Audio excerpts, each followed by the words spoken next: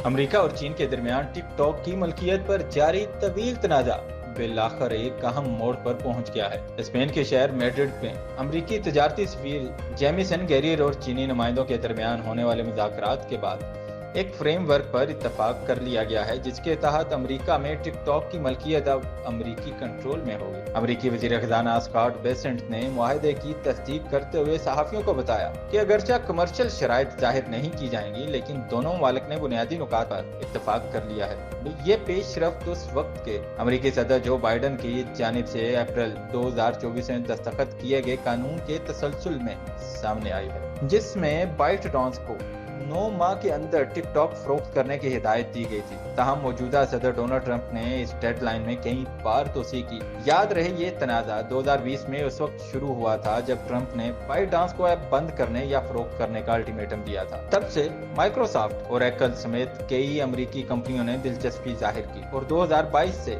ٹک talk کی امریکی شاخ کو اور ایپل کی جانب سے کلاؤڈ سروسز فراہم کی جا رہی ہیں تاکہ سیکیورٹی خدشات کم کیے جا سکیں۔ اس معاہدے کی حتمی منظوری 19 ستمبر کو ڈونلڈ ٹرمپ اور چینی صدر شی جن پنگ کے درمیان ہونے والی ملاقات میں دی جائے گی۔ دلچسپ بات یہ ہے کہ امریکہ میں ٹک ٹاک صارفین کی تعداد 13 کروڑ سے زائد ہو چکی ہے، جن میں خود وائٹ ہاؤس کا آفیشیل اکاؤنٹ بھی شامل ہے، جو اگست 2025 میں متعارف کرایا گیا۔ حالانکہ حکومتی ڈیوائسز پر اب بھی ٹک ٹاک کے استعمال پر پابندی ہے۔